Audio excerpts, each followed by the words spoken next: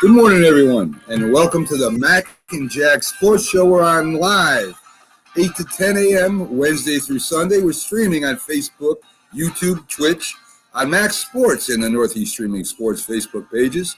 Please like, follow, and share our Facebook pages. Subscribe to the Northeast Streaming Sports YouTube channel for all the great Northeast Streaming Sports shows.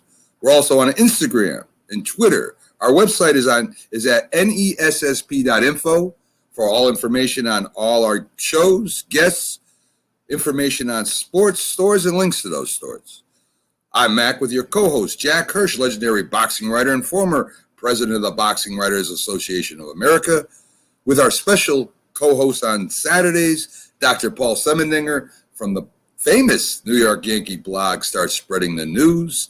We're here to bring you national sports with special focus on Northeast professional sports from New York, Boston, and Philly.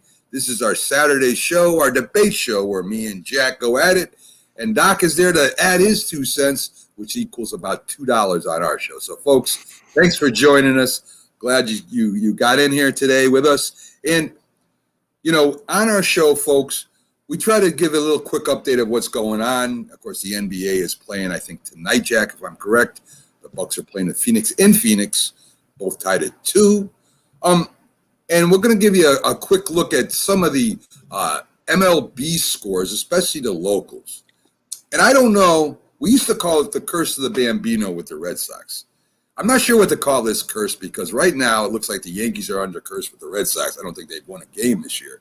So maybe we'll call it the curse of the Poppy-ino or the Cash-ino or the Boone-ino. I'm not sure what to call this curse. But we can't beat the Red Sox this year. So in the score last night, they lost 4-0. The bats didn't get going at all. Other locals, we had the Mets losing to the Pirates. Of course, as I said, the Red Sox did beat the Yankees. We had the Phillies losing to the Marlins 7-0. It wasn't a great day if you're a Yankee fan, or for the most part, any kind of fan of locals. If you're a Red Sox fan, it was great. Listen, we've talked about the Yankees at length here because, we're from that area and we're all kind of fans of the Yankees, even though we try to be as neutral as possible. But the biggest thing I've heard when we talk about the Yankees not making the World Series or not taking that next step in the last few decades is luxury tax, right? The owners don't want to pay a luxury tax. And which is foolish to me because you're going to make that money back in sales of shirts and going to championships and the World Series. The extra revenue, I think, would cover the luxury tax eventually, if not that year. And I took a look at the payroll, and though there's different sources and different numbers, what I come up with was, of course, the Dodgers were number one, spending from the stats I have, $210 million. The Yankees were in second. So the Yankees, even though they're not paying a luxury tax, are in second place in salary. And besides Stanton, Cole was a good signing. We had to get an ace. But besides Stanton, where's all this money going? We don't have a structured team, as I said in the past, a winning team. Our pitching staff is a bunch of injured people that we picked up on the cheap that may be good, may not be good. We don't know. And they're sure not playing like any kind of competing team this year. They beat up the easy teams as they always have. But when they play a team that has their stuff together, they lose. And I'm tired of this luxury tax talk, guys. You're still got the second, even if you want to go to other sources, say third highest payroll in the league, and you're not putting it together. So there's a lot more things going on here than worrying about a luxury tax. And I don't know, Jack. I mean, you have a lot of faith. I love the Yankees, Jack. That's my team. And I know you keep saying they got a shot, getting a wild card, and they might, I'm just disappointed this year. I'm disappointed for the last few years, Jack.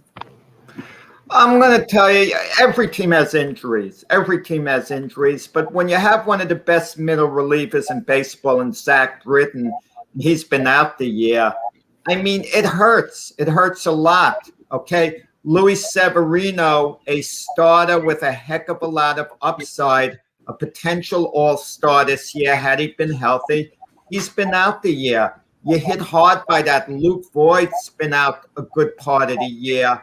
And sometimes a team just has a down year. It takes some time. It takes time to kind of get it together. Yesterday, you know what it had to feel of yesterday's game? What they do in spring training when they have a split squad, because a number of the Yankees were out because of COVID. So they're bringing guys up. It didn't seem like it was the New York Yankees. It seemed like a junior varsity team playing a varsity team. I mean, that's kind of the feel I had about the game yesterday. And it's just what is. Listen, after the Yankees lost the game right before the All-Star break, and they blew the 5-run lead in the ninth inning to the Astros, for about 2 hours, I had given up on the season. I had it. If I had a towel in my hand, I would have thrown the towel in. I had it because it gets to a point where enough is enough. You tell yourself you can't keep saying they're going to come back. They're going to come back. They can do it. It gets to the point where the resolve is beaten out of you, even as a fan. But then you kind of regroup the next day. You kind of get over it little by little. And then you look at the standings. You say, maybe if they hang around. I remember 1973 with the New York Mets. They won last place in August at one point. Last place. But I'm looking at saying, look, they're about 9 games out. That division is very weak. And I remember telling a friend of mine, if they can go on a run, go on a good streak, they actually would have a chance to win it. And guess what? They won the East and they went to the World Series where they went to, took the Oakland A's to 7 games, nearly won it. Okay? So you don't know with the Yankees. And once a team gets in the playoffs, anything could happen in the playoffs, because the playoffs are not how you've been during the season once you're in, but how you're playing when the playoffs begin. So I'm still holding out hope, but obviously as the days go by and it's not turning around, it kind of dwindles little by little, like you're taking a penny out of my dollar every day. Okay. What do you think, Doc? I mean, I love Jack, and deep down, I'm hoping the Yankees come back and win. I really am. That's what I really feel. Good morning, Linda. My assistant producer has left me high and dry, and I have to handle it all myself. And as you can see, Jack, the production kind of fell off this week. But what are you going to do? We gotta make do with what we got. But you have good what I want to debate, guys? What's been worse recently? The quality of Yankee baseball or the quality of production these last few days on this show? That's what we should be debating, man. You're killing me. Thanks for checking in, Linda. Doc, what do you think? I mean, it's been the same way every year. It's not like this is something new. They can beat up the easy teams. They get in the playoffs. Jack said anything can happen. Yeah, what's going to happen? You're going to go against good pitchers against good teams, and you're going to lose. That's what's going to happen, right? Yes. I write about this all the time. And there are a lot of different numbers. What I use is a site called COTS Baseball Contracts. Now, the 2020 Yankees, their payroll, according to the site, was $239 million. That's the 40-man roster collective bargaining. This year, the Yankees, because they wanted to stay under the luxury tax threshold, are paying $207 million. That is the second most in baseball. But the Yankees are spending $32 million less this year than they did in the year before. In 2019, they spent $234 million. So you can see that they were investing more into the team until this year. And part of the excuse was we lost so much money. No team has lost as much money as we have with the COVID and the shutdown last year and the shortened season and all that kind of stuff. But I just think what the Yankees have done is they spend big on a player or two. Look what we did. We just got Garrett Cole. And then they surround that player with a bunch of question marks. Luis Severino has all the talent in the world. But if you look back at his statistics, the last time he was really any good and healthy was the first half of the 2018 season. That wasn't last year. That wasn't the year before. That was the year before. And for the Yankees to hang their hats on, well, Severino might come back. it was obvious to me from the start that even if he came back, they were going to baby him because he hadn't pitched in a number of years. So you can't say he's going to come back and he's going to be an all-star pitcher. He's going to come back and pitch 3 innings today, 3 innings next week. They're going to count his pitches and obviously they're invested in him long-term. They gave him a big contract before he got hurt, a long-term contract. So they're not going to push him. So they couldn't count on him. And then instead of getting some other quality pitchers, again, the Yankees are spending $32 million less this year than they did last year. Tanaka's gone. J.A. Happ was gone. James Paxton gone. A lot of guys who were – I'm not saying like Paxton and Happ were any good last year, did very well, but there was money that was invested in pitching that this year that money was then just invested into Corey Kluber, a deal I liked. But you can't make that deal and say he's going to be our number 2 pitcher. You make that deal and you say Corey Kluber could be a good number 5 guy. What a long shot chance we have here. We could have an ace-like guy pitching at the bottom of the rotation rather than saying we're going to go on a flyer on a guy who hasn't pitched in 2 years and he's our number 2 guy. Agreed. And they did sort of the same thing with Jameson Taillon and things like that. Yeah. So to just wrap up, I think so they get Stanton. And that was a big deal. Like, look what we did. We got Stanton, but then they've never gone the next other steps. And unfortunately, even when they've made smart moves, like when they sold Chapman and Andrew Miller at the break all those years ago, and Brian Cashman was heralded and hailed. They almost gave him a parade down the Canyon of Heroes for the brilliant things he did in trading those guys. Well, what did he get back in the end that are on the team even just a couple of years later? Clint Frazier, who's been a huge disappointment, and Gleyber Torres, who's also been a disappointment. He doesn't hit for power anymore. And then you have to start to say, like, well, why are all these guys that the Yankees getting, even the young guys, not being able to produce? Is it an organizational thing? Is it the way they're treating their young players? Is it the manager? I have no faith in the Yankees this year. They're 46-44. I understand this COVID shutdown right now with so many players is going to hurt them a great deal. But to say that that's the reason that they're not going to compete, I think is finding an easy excuse. Not only it's that, a poorly constructed team, poorly managed team, a team that doesn't play well. Not only that, Doc, they lost to the Red Sox when they're fully healthy. I mean, correct. It's not you like know this what the problem is, guys. Come on. The Yankees want to go shopping, but they don't want to spend money. Yes. So they want to go into bargain stores. They don't want to trade their young chips. Cashman's reluctant to part with Miguel Andujar, Clint Frazier, that young talent that could bring back, let's say, a Charlie Morton. Atlanta's giving up on the season. Charlie Morton becomes available. Certainly would help the Yankee staff. Or they don't want to take a chance, which I could understand, in Trevor Story to come over to the Yankees because he's a free agent next year. So they don't want to give up a young chip who they are going to have under control for a while. I can understand that. So they're looking for these like bargains. And it's worked before, like with a Luke Voigt and Urshela. I mean, but it's so hard to get lucky with guys like that. But the Yankees have, through a certain brilliance Brian Cashman has shown. But long-term, that just doesn't work. You do have to part with some of your chips sometimes or make an impact free agent signing. I'm certain this offseason, if the Yankees don't bounce back, they're going to make a major move for one of the elite shortstops, Corey Seager, Carlos Correa. Right. But if they don't, they're going to make some type of major impact. Well, guys, but if they don't surround that guy with other quality players, it's just going to get another high-priced guy. But there are quality players surround on the everyday lineup. Guys, it's not a Yankee show. I just wanted to go a little talk on it. Let's not go half an hour on this. I just there's a problem. We know it. I'm kind of disappointed, and there's a lot of reasons. There's not just things we're saying. There's something going on that I don't know about because Cashman was good at one time.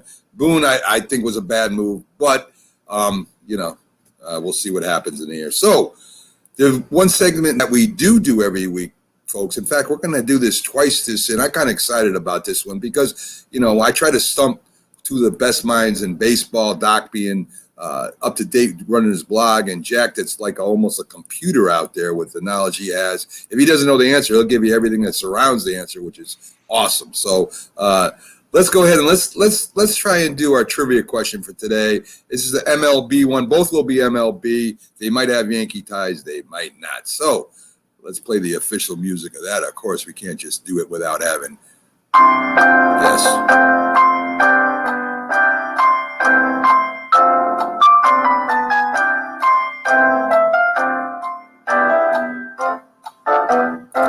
So, guys, your first MLB question is not a hard one, I don't think. I knew the answer, not bragging ahead of time, but I did know the answer to this, but it's a very interesting trivia question.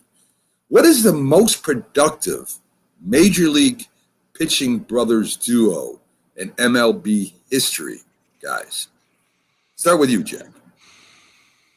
You know, the first names that pop into my head are, I don't know why, the Negro brothers, Phil and Joe. But what about Dizzy and Van Steen with the Cardinals? That's what I'm how good was Van Steen? I can't quite get a read on it. Dizzy Dean at his peak was great.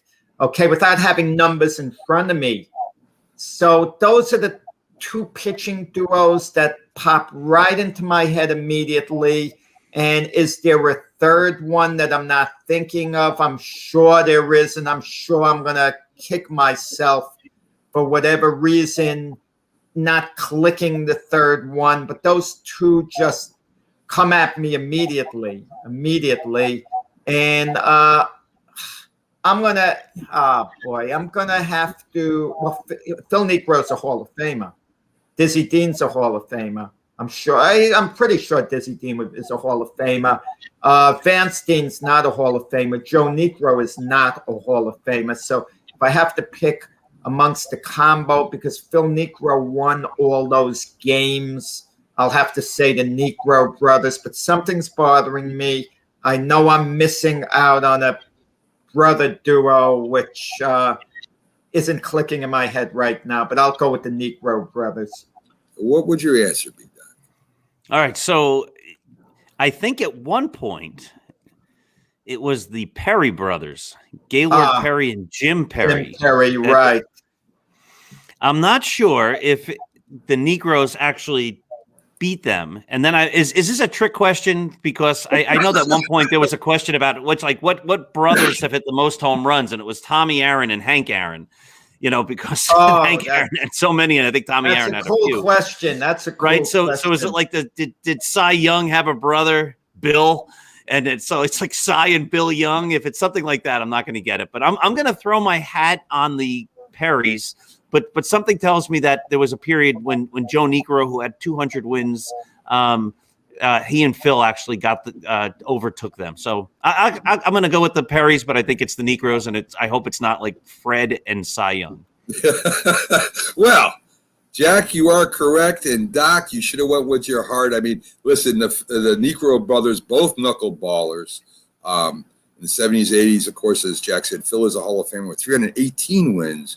Joe has 221 wins together, 530. I want to apologize to Doc because he's bailed me out coming out of the bullpen on trivia questions before by giving me a signal.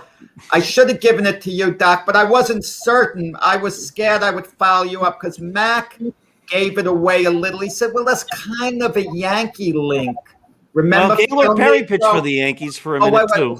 Who pitched? Gaylord Perry. Gaylord Perry.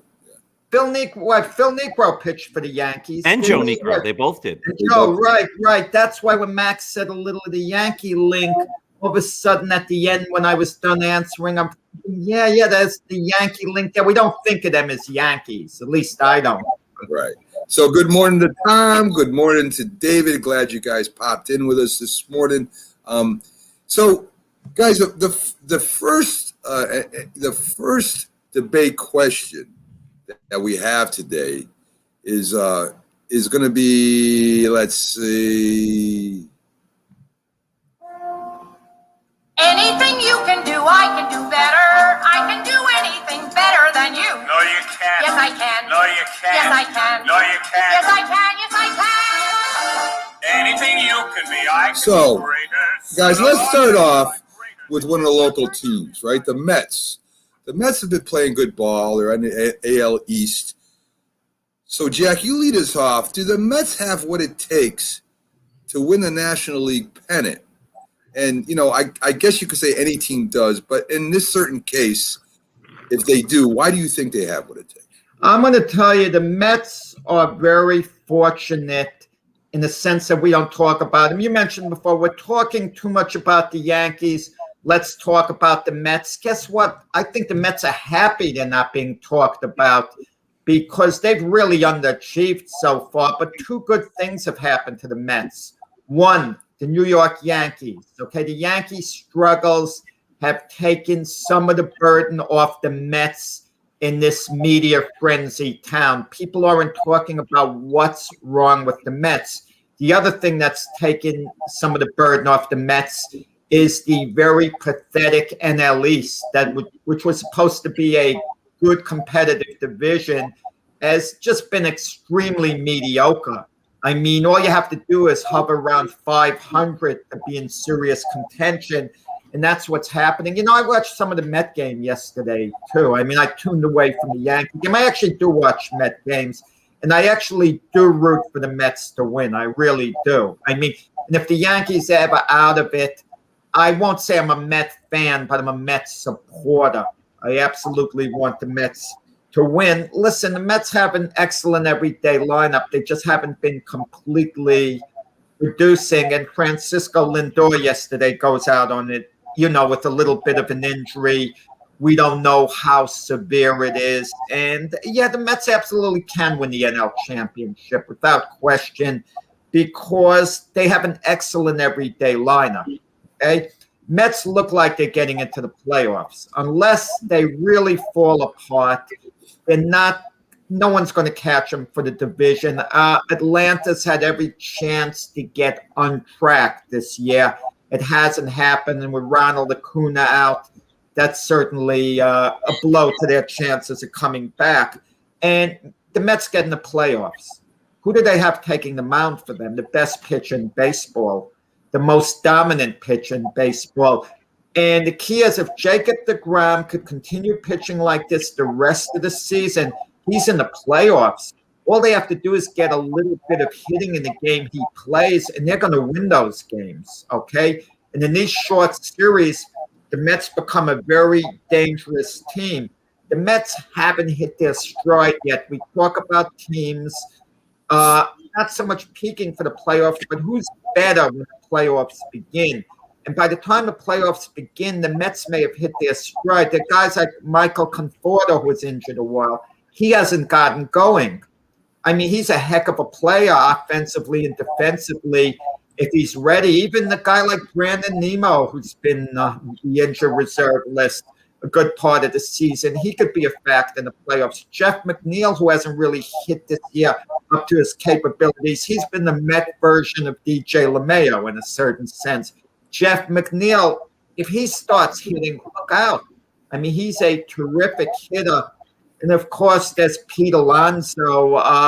If he could pick up the way he went in the home run derby. And he hasn't been bad anyway this year, but he could be pretty lethal, going forward. And the Dodgers, the Dodgers obviously are good. But, Clayton Kershaw, he might be a little long in the tooth. Trevor Bauer, he might not be back. That's a problem in itself. And they have the owner. It's the trade deadline hasn't happened yet. We're getting close. They have, I can argue right today, they have the most aggressive owner in Major League Baseball. If a guy becomes available, a high-priced free agent, who could be a difference maker to push them over the top of the trade deadline, Steve Cohen might very well say sign off on it. I mean, the man has $14 billion. Guys, I sometimes think, if I had $14 billion, if you guys had $14 billion, you might think to yourself, well, if I lose a couple of $1 billion on this team, if it means them winning, continuing to win, it buys me happiness, and I'm filthy, ridiculously rich as it is. That might be his attitude. If that's his attitude, he's willing to lose money. I hope I don't lose money. I'm going to try not to lose money, but I'm willing to lose money to win. And you get that feeling that might be Steve Cohen's attitude. And if it is, yeah, the Mets can definitely win the NL championship. It's wide open. It's there for them. But they've got to play better because, quite frankly, the Mets, despite being in first place by about 3 games over the Phillies right now, they've been a colossal disappointment, but it's been hidden by, other deficiencies by, other teams. Well, Jack, if you remember, I picked in the beginning of the year the Mets to win the division. I thought that they would have a good enough team to win the division. And as Steve Cohen talked with him spending a couple billion, he didn't get all that money for making bad investments. If he felt that way, he would have went crazy as soon as he walked in the door. He's not just going to throw $2 billion away. I love people who don't have money that say, oh, yeah, I'll throw these $14 billion. I'll throw a couple billion at the problem. That's not how he became a billionaire. He's going to make smart business decisions. He's going to get players he thinks going to give him the best results. He's just not going to throw money away. I guarantee you that. The only problem I have with the Mets right now is their hitting. Right, last year they led the league in average. They couldn't score runs, but they had great hitting. This year they're ranked, I think, as 24th, guys. So their OPS is 683. I'll give you some doc stats here. 25th in runs scored, 29th. There's only one team worse than them in scoring runs, and that's the Pirates. They have the best pitcher in baseball, hands down. But besides Juan Walker, pitching hasn't been a strong suit to them either. They would have to beat, Jack, the Dodgers, a super team. I don't care if they don't have a pitcher, one of the pitchers or not. They're almost guaranteed to win it all. The Padres, who just won last night 24-7, an unbelievable team that has a lot of talent. The Giants, who have come out of nowhere, they got something going there. I don't know what it is, but they can come from behind. They can hit. They can pitch. They got a great team. And do not sleep on the Milwaukee Brewers, guys. The Milwaukee Brewers have a great team over there. They play great team baseball. They got good pitching. They play small ball. They're aggressive. And you know something? I wouldn't be surprised when it's all said and done that Milwaukee's standing at the World Series. It wouldn't surprise me in the least right now. So the Mets are coming up in August. They're making a West Coast trip. They're going to be playing the Dodgers. They're going to be playing the Padres. They're going to be playing the Giants. They're going to be playing games with the Milwaukee Brewers, more or less. That's where it's going to be decided, Jack. I think the Mets have a good team. I really do. I think that they'll give anybody problems, especially with DeGrom. He can't pitch every game, though. So I don't believe they'll win the national championship this year. I don't think they'll get to the National League championship this year. But I'll tell you right now, and I follow the Mets. I've been following them since '69. They do have a good team. They got good organization structure right now. I think they make some major moves at the trade. I don't think it's going to help them. But I'll tell you right now, that is a team next year that I wouldn't want to play. I'll tell you that. Not this year, guys. They don't have what it takes to win this year. What do you think, Doc? All right, so I think you're both in the ballpark. I think what Jack's saying about the billions, and I do have a couple of billion to invest, and I talked to the people who produced the Mac and Jack show, and it just wasn't quite enough to buy the whole organization out, but it was close. I was willing to throw a couple billion at it. Yeah. But I think what Jack's saying is that Steve Cohen is going to be willing to be aggressive at the trade deadline in order to try to bring some glory to the Mets. And I agree with that. And I think he will. I think the Mets have a very talented core. I also think they're fun. And I think that's one of the things, and again, we won't go into the Yankees and all, but I think that's just one of the things lacking from the Yankees is they just don't have a sense of fun. I'm not a big fan of the home run derby, but I was drawn in watching Pete Alonso, like how much fun he was having, hitting the ball all over the place. It's just a silly exhibition, but there was just sense of joy for playing baseball. And on the other side of town, you have Aaron Judge saying, well, I don't really want to mess up my swing. And I get it. I don't want him messing up his swing, and he's fragile. But I also like when teams are having fun. Yeah. I think once you get to the postseason, anything can happen. And I was just making a list of who are the really dominant teams over the last, 40 years or so, and how many world championships do they have? And I didn't have time to look these up and check my numbers. But if you think of the big red machine, Was there a better team than the Big Red Machine? And you'd say, like, nobody could beat them. But I think they only won 2 World Series, 75 and 76, and then that was it. And you look at those great A's teams of the late 80s with, the Bash brothers and Dennis Eckersley and the brilliant Tony La Russa. I think they won 1 World Series. And then you go into the 90s and you think of those great Braves teams with Glavine and Maddox and who's the other guy?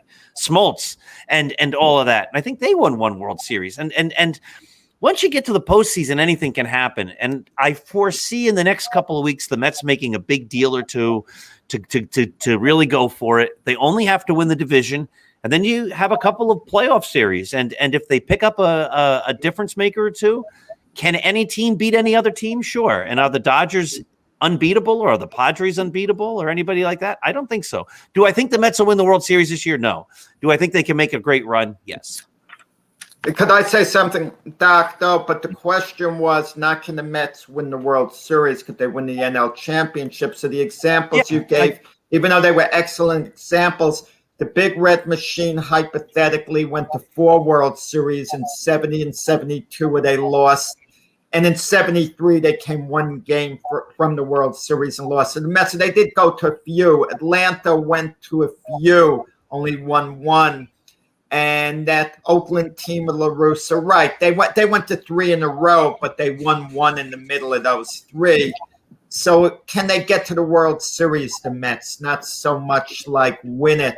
I understand what you guys are saying. You guys are thinking, well, next year could be their year. They have the team in place, and they're going to make a couple of moves here and there. But listen, I'm not that sure. I mean, even though I feel the Mets can go to the World Series this year, I'm not that sure it's making a major free agent splash next year going to do it, because who's really available? I think the shortstop market is really strong, and they have Lindor there.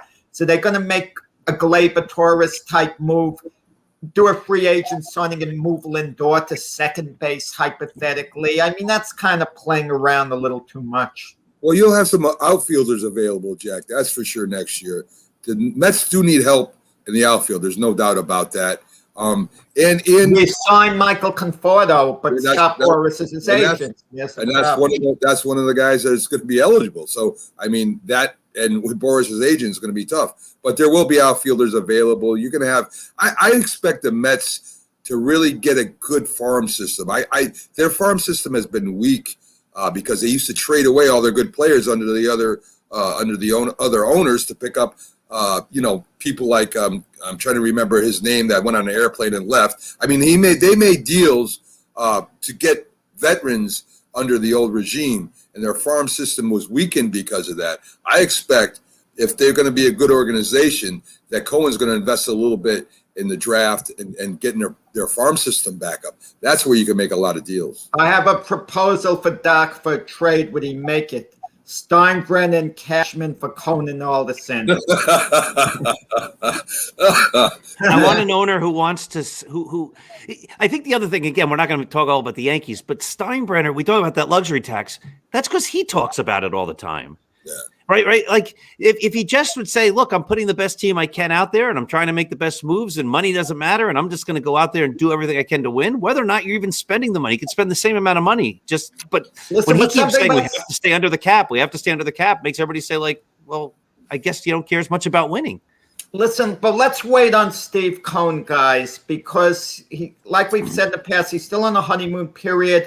If the Mets start to unravel, is he going to become a modern-day George Steinbrenner? I mean, is he going to insist on a big shakeup, and what's he going to do? Is people going to start getting fired? Let's wait and see, because George Steinbrenner came in pretty gentle in the beginning, I think, when he was a Yankee owner, as I recall. But once he got his footing, down, all hell broke loose within the organization. So let's see the real Steve Cohen. Is he this warm, wonderful guy we see who cares about the fans, this and that? Or is he going to be a modern-day George Steinbrenner, which might not be a bad thing? We'll see what happens. Next up, I'm going to let Doc take the lead on this one. It's a very interesting question. And and it's, should there be a women's Major League Baseball, a baseball league for women? I know Jack's answer. I don't know yours, so I want to start with you. All right, the answer is an easy yes, but the part that goes along with that is there an interest? Like they brought out the WNBA, and I think the WNBA has not necessarily gained a unbelievable interest nationwide. I think it's growing. If we compare it to over the last number of years, there's been a whole number of brand new football leagues, right? And they've tried to compete at the same time as the NFL at different times. They've tried to be the league that has a little bit different rules, and this is going to be the experimental league, and this is where the free agents can play so that if they're going to be in shape, if other teams need to pick them up. And none of these leagues have, for whatever reason, been able to succeed, and they keep folding. Because I guess in the end, while they're great ideas, there wasn't an interest. So absolutely, let's have a league, a Major League Baseball league for women. Absolutely. But is there enough of an interest in the nation that it's going to sustain itself? I think that's the question. So absolutely, yes.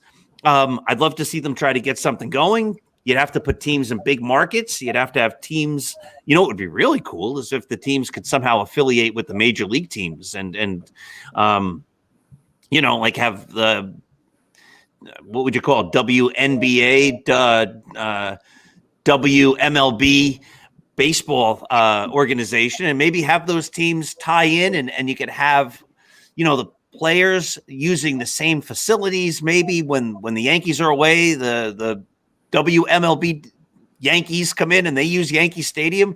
I mean, if you give it a lot of legitimacy and you do that kind of thing, I think it would have a chance of really taking off. There, at least the investment and the interest would be there to start. If you do it and you're playing in minor league stadiums and it's the Tuscaloosa ladies against the Dubuque, Iowa team, I don't think you're going to have any chance. What do you think, Jack? No, I disagree with Doc's last statement, because the last statement he made is exactly the way it would work. When we say baseball league, it could be a softball league as well, okay, instead of a hardball type league. The way to do it is keep as far away from Major League Baseball as possible. Mm-hmm. Don't have teams in cities that have Major League franchises. Have a team in Nebraska, have a team in Wyoming, have a team, wherever, the Omaha, whatever, against the Nebraska, whatever. Get all the cities that would want a franchise in the worst way, but couldn't quite support a Major League franchise. Also do it different. Don't compete. Have all the games in the day, weekday baseball, the way they used to do it years ago. Distinguish the women completely different. Keep as far away from the men as possible, because, listen, men can't compete with men as far as major sports go. If you start another men's league, it can't compete with Major League Baseball. All these football leagues can't compete with the NFL. Get another basketball league. It can't compete with the NBA. So women aren't going to compete with a men's league in any way, shape, or form. But imagine that you had all these smaller towns, the Omaha, whatever, against the Mobile, whatever, playing one another in their day games. It would become part of a culture in those towns. Those cities would appreciate it so much. So the scheduling, is important in regard to that. And listen, let's face it, there have been a lot of times, maybe not a lot of times, but there have been times we've had a chance to watch something during a weekday and we put on the TV. There are rare times we have time on our hands, okay? And there's no sports going on. We'll see the games in the night. But imagine you're from a smaller town or something, like I said, Omaha. You'd want to go on a Tuesday afternoon to maybe a game because it's a form of entertainment, also. Yeah, I mean, listen, let's be honest about it. It's never going to become quite as big as Major League Baseball. That can't be a goal. But you're living in the social media age. All you need is one great personality. You need a female version of Otani, maybe not so much as a great player, but as an entertainer, someone who has a ton of charisma, And you market it, you make it fun. Maybe one of the women is a world-class singer or something, and just make it fun, kind of like a league of their own. I mean, it's a hard fit, but it can be done if it's done the right way. But I think, yes. I mean, listen, women's sports are very, very important. Very important. Women every bit as entitled to be involved in sports as men. Okay, every bit is entitled. And if we get the best women players in the United States, they should have a league that they could participate in a chance to perform and show their skills. And I think there should be a women's professional baseball league. Well, I say yes, and I'm kind of going with Doc if it could support itself, and that's very doubtful, Jack. I mean, the prime example is the WNBA. You have the best female basketball players in the country playing. In fact, the NBA supports it. It's the WNBA, and it loses millions every year on this program because there's just not enough interest. I mean, the very good women who play want higher salaries even. They want to be kind of equal with the men. And so they got to, because of the way the social structure is now, they kind of got to appease them.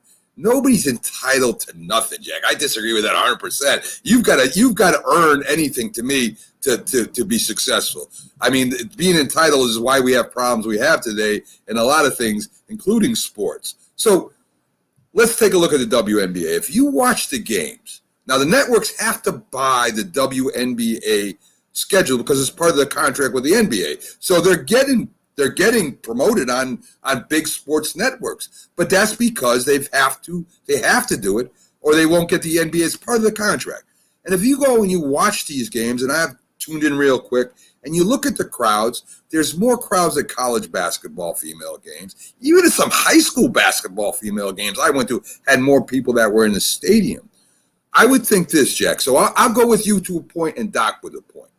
If the MLB helps set it up some way where it could be a minor league kind of thing as you're talking about, or a major league thing as Doc is talking about, they help them set them up. This is like a gift to them. But after that, it's on them.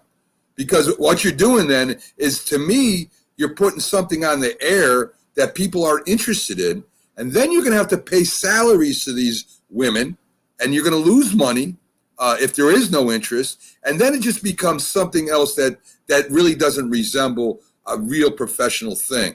So I like your idea, Jack, would have it maybe in different areas. I like Doc's idea of kind of MLB helping them out in the beginning.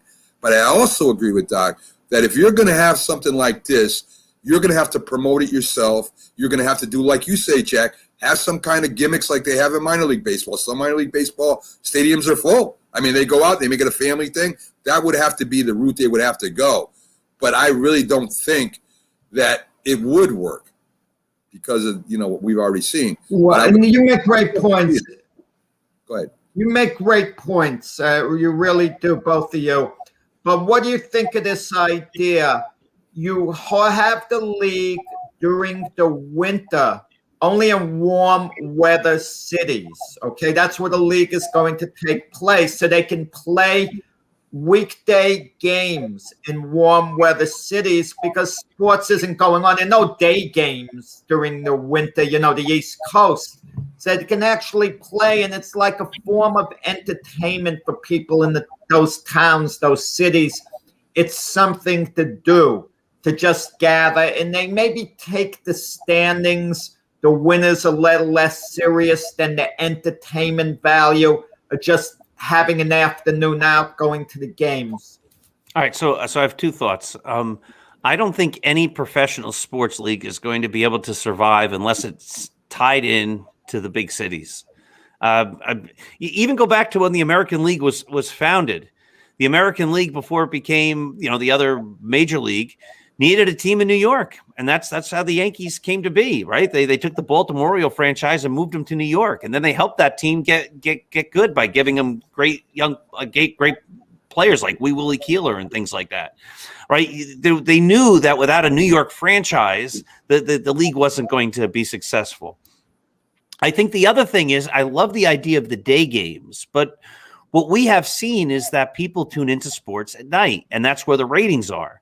And if they're playing during the day, I don't think they're going to be able to generate enough revenue just through the people coming to the stadiums, especially if we're just using ones in warm weather, or maybe indoor stadiums too, to generate enough of an interest and excitement. I think it would have to be done, like I said, in collaboration with Major League Baseball, and they'd have to somehow get the big cities involved. So that you have a big enough fan base. Like even if Omaha, Nebraska loves this team and they support it all across the entire city, I don't think that's going to help sustain something that they're trying to make, or they would be trying to make go nationwide. Well, Jack. As Jack said, I think what Jack says is, if you look at some minor league teams, the Yard Goats up by us, they make a certain amount of salary, and the interest is driven basically off the interest from the community, whether it's through promotions together, whether it's the players getting paid from the gate. The New Britain Red Sox were the same. They drew 8 to 10,000 people a game. So I think it could support it. Depends on what kind of level you're talking. I mean, if you're gonna do what the NBA did with the WNBA. The players are going to get paid, but the league is going to lose money, and they're already crying about losing money, Doc. So, I mean, I don't know if Major League Baseball would even attempt to do that. I think one-time gift, see you later, set them up, and that's it. And they're going to have to sustain their own. I don't know if they can do that. I don't care if you play in warm weather and all that. I just don't know if the interest will be there. It would have to be gimmicky. It would have to be to draw anybody, and you would get your loyal supporters. But if you look at the WNBA, they take it very seriously. They're professional basketball players, and they want to get paid for it, and they want the bennies that come along with it, and the NBA is on the hook for that. So I don't know. I would love to see actually watch women play Major League Baseball. Even if it's once, I would love to see the best Major League Baseball women play. I think that would be great, at least one time. But I don't know if they would have interest all year round. So I don't know. So, folks, we're going to take our quick break right now. We'll be back on the other side, and I've been waiting for this one. And that is, has safety ruined sports? And, of course, I knew proposing this question to Jack which side he would take, and I'm sure he knows what side I'm going to take.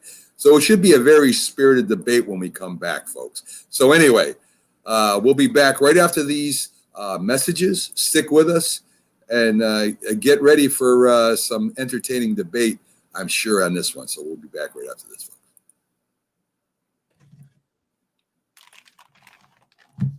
If you served honorably in our nation's armed forces and you're looking for a way to continue serving your fellow veterans in your community, then join AMVETS. Each year, AMVETS members volunteer millions of hours at VA healthcare facilities from coast to coast, helping to improve the lives of their fellow veterans through the VA Voluntary Services Program. AMVETS posts and departments also participate in a wide variety of community service projects, ranging from Americanism in our schools to supporting the Special Olympics and Boy Scouts of America.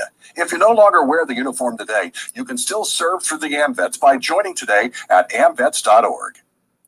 Hi, Grandma. What's for dinner? Hey, honey, I'm making stew tonight. Ooh, can Nina come over? I'm not sure about our new friend. I wonder if there's been any drinking going on. Alcohol at her age can lead to so many bad things. I've been meaning to ask you, what would happen if someone offered you a drink? Grandma? This is hard. She's so young, but I know I need to talk to her about it now before someone tries to give her alcohol. If anyone ever does offer you a drink, I want you to say no. I have too much respect for my family, and I don't want to get in trouble. Okay. Really? I promise, Grandma. I love you too. Okay, how about tasting this stew and telling me what you think? Some children may try alcohol as young as 9 years old. It's not too early to talk about drinking. For tips on how to begin the conversation, visit underagedrinking.samhsa.gov. That's underagedrinking.samhsa.gov. This message brought to you by SAMHSA and this station. When you hear the word asthma, you probably think of shortness of breath, coughing, or inhalers. Lots of things can trigger asthma, but the fact is that asthma doesn't just attack, it can kill. But with proper medical management, asthma is controllable. If you experience shortness of breath, wheezing, tightness in your chest, or persistent nighttime coughing, you may have asthma. See your doctor and get the facts. You'll breathe easier. For more information, call 211 Info Line. A message from the Connecticut Department of Public Health, keeping Connecticut healthy. If you talk and they will hear you every single time. Now we're getting killed. Yeah, well, Kyle's not here. How come? Kicked off the team. Didn't Tim tell you? Kyle and some other kids got caught drinking beer in the park a couple of nights ago. Really? Yeah, zero tolerance. He's out for the season. Come on, it's the first offense, right? That we know of. But why should that matter? He knew not to drink. I made it clear to Matt that's what we expect from him. What have you said to Tim? Nothing really. You know, a lot of kids try it at this age, so. Yeah, well, a lot of kids don't try it too. I'm not saying I'm asking to be this perfect kid, but if I don't tell him what we expect and why he shouldn't drink, how's he gonna know? You think kids that age really listen? They never admit it though, but they hear more than you think. Talk. They hear you. For more information about talking with kids about underage drinking, visit underagedrinking.samhsa.gov. Try.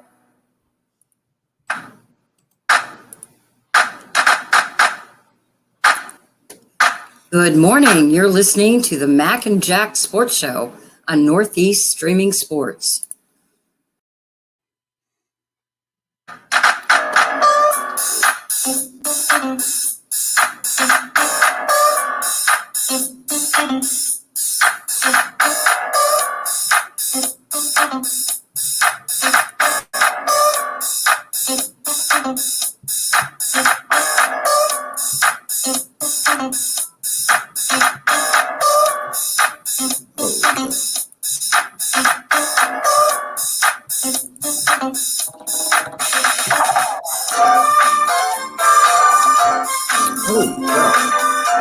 Yeah, I'm having fun back here, folks.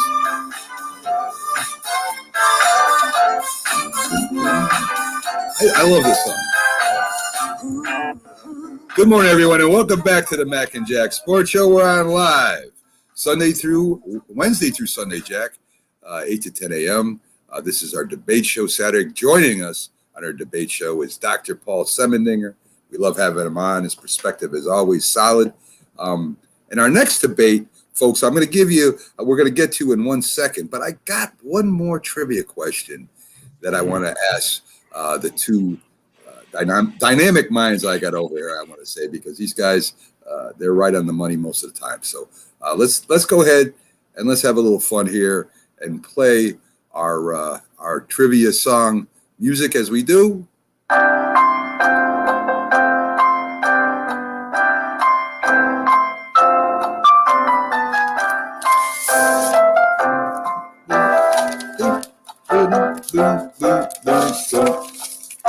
So, guys, I got a DiMaggio question for you.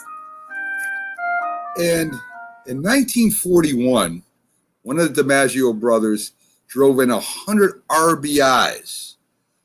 Can you name which one did that? Well, I mean, there's Dom and there's Vince. I mean, Dom DiMaggio was a great player for the Red Sox. Great player. Wow. I'd love to have him on my team. Anyone would. I mean, no one remembers him because of Joe. But, they had this song, I'm just going to say, who hits the ball and makes it go? Dominic DiMaggio. Who's better than his brother Joe? Dominic DiMaggio. I mean, I'm going to have to say, I know Vince had 1 year where he hit 19 homers. If you said knocked in 100 runs, I got to say it would be Dominic DiMaggio. I think he was like an 8-time All-Star or something like that. So I'd have to say Dominic DiMaggio with the Red Sox. I wouldn't think it would be Vince. What do you think, Doc? Who was the DiMaggio? All right, so you're saying which DiMaggio drove in at least 100 runs in 1941? Is that the question? Who drove in 100 RBIs in 1941? And the idea of the question is it's so obvious that it has to be Joe DiMaggio that it can't be Joe DiMaggio. I mean, I think that's where you're going with this. In 1941, DiMaggio has his 56-game hitting streak. He wins the MVP over Ted Williams, who actually hits 406 that year. And, you know, especially in those days, the numbers are the things that really drove the MVP voters. So I can't imagine that Joe DiMaggio in 1941 didn't drive in 100 runs. So I think I have to go with Joe DiMaggio, but I agree with I with think Jackson. the question was, this was my impression, which of the DiMaggio brothers, meaning not Joe? I think Joe's not. I think he's disqualified from the question. No. Any one of the DiMaggio brothers. Oh, that you want to know something? The obvious answer, Doc is right, would then be Joe, but it seems like a trick question. And Dom DiMaggio was such a great player himself, a very good hitter, not a great hitter, but a very good hitter, great defensively. You know, during Joe's 56-game hitting streak, he hit 408, just 2 points more than Ted Williams. So you get the feeling maybe he wasn't devastating with the bat. He was just amazingly consistent. So my impression was he maybe didn't knock in a ton of runs, but it's hard to imagine him not with 100 runs knocked in. I never even looked at that. I'm going to go out on a limb and say Dominic DiMaggio. All right, so I'm gonna go out on the limb and say if it's not Joe, it's Vince, because Dominic was a leadoff hitter. Well, and so I don't imagine that he would have had 100 RBIs. Unless this site is totally wrong, because you're saying that was the year of the 56 hits. According to this site, he was in the military in 1941, Joe DiMaggio was. And that's what it's saying. And for the Pittsburgh Pirates in 1941, Vince was the only one playing. And that's the year he hit 100 RBIs. Joe has hit 56 consecutive games in 41. How could he be in the military? 1941, Joe DiMaggio drove in 125 runs. There you go. So the site is wrong. So according to the site, it was 1940. And that's why what kicked me in here was that they said in that year, both the DiMaggio brothers, Joe and Dom, were in the military, unless they got the year wrong. But 1941, hold on. 1941, Vince DiMaggio drove in 100 runs on the nose for Pittsburgh. Okay. And in 1941, Dominic DiMaggio drove in just 58. So the better question would be, which DiMaggio didn't drive in 100 runs in 1941? And no one would get that because nobody would pick. Everybody would say it was Vince. Average. What was his line otherwise? I'm curious. In Who? 41. Vince? Dom DiMaggio. In 1941, Dominic DiMaggio hit 283, 8 homers, 58 RBIs. So he didn't have that big a year. He was an all-star, and he was. So now, this ruined the whole darn trivia question because I thought this was a great trivia question because nobody would have picked Vince. So that ruined the whole. Yeah, Vince had how many homers that year? He had one where he hit 19. Was that the year in 41? 1941, Vince DiMaggio hit 21 home runs. 21, okay. He actually hit 19 twice. He hit 19 in 1940. And he hit 19 in 1945. Okay. Yeah. There you go. So anyway, Vince DiMaggio, the people listening out there, another one of the DiMaggio brothers that is never talked about, really. Don, a better player a little better than I realized. That's really good question about Vince DiMaggio. You talk about, I wonder how the brothers felt about having their thunder stolen by Joe. I mean, especially Vince now, not realizing, how productive a player actually was. 100 RBI season, and no one's even hardly heard of him. No, that's true. And that's why I thought it was great. It's like, I got these guys. Anyway, so back to the debate, Jack. We're going to cover has stressing safety ruined the games, the sports themselves? And, of course, my answer is yes. If you like games and not statistic, Jack likes to call me old school. I like to think of myself as a sports fan, not a players fan. There are certain sports guys that are aggressive and combative. Others have combative parts. Some have no physical contact at all. And that's the way it's always been. We've talked about asterisks in records in baseball, and we've got to start talking about them in football and in boxing and hockey, maybe, if they keep going. So in the beginning, when football started, guys, it was college. It wasn't pro. And mainly it was the Ivy schools. The president at the time, Teddy Roosevelt, loved football. He loved the game of football. But kids were actually dying in games because there was no rules. So he formed a committee. I don't know if it's called the NCAA at the time, but he did form an organization to control football because he wanted football to continue. And, of course, if kids kept dying, football would have ended up becoming almost extinct at the time. So he did get an organization together to stop players from dying and getting seriously hurt. So now, when we fast forwarded because of new technology and the evolution of the football helmet.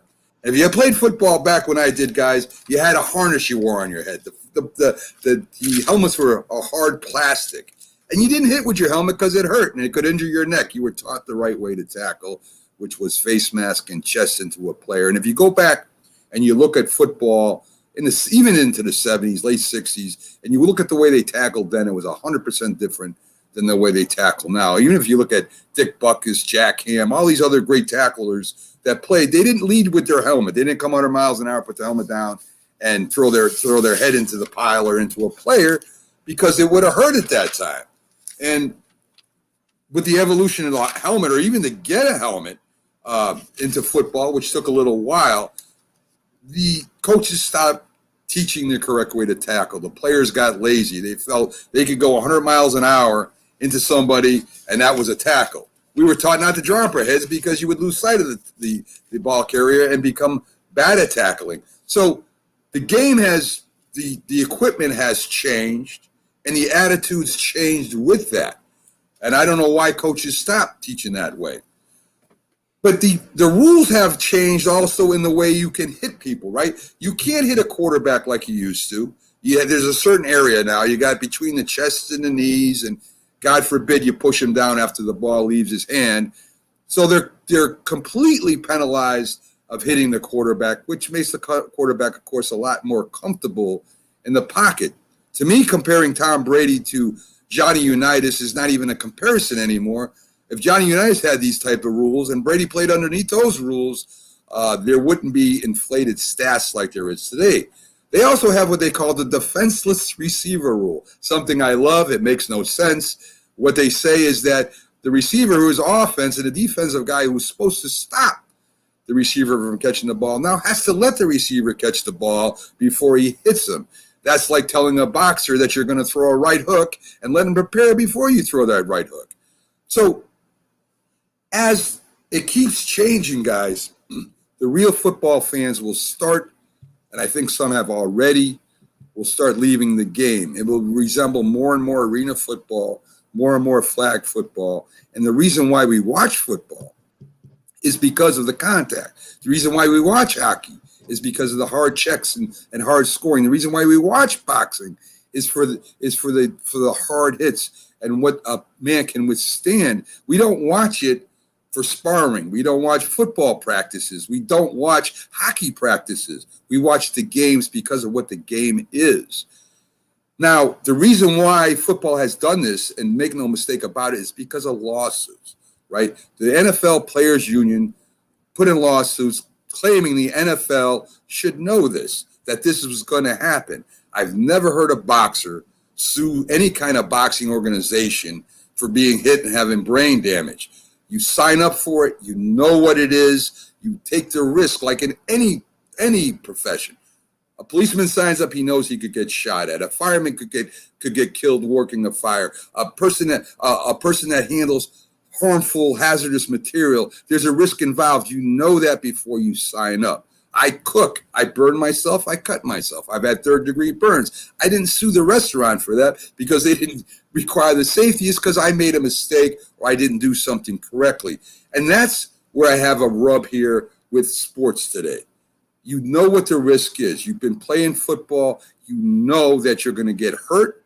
You know that there's a chance that you might have permanent damage. It's up to you. If you don't want to do that, don't play the sport. A boxer that doesn't want to get knocked out shouldn't be boxing. I mean, this is an inherited thing that happens with playing the sport.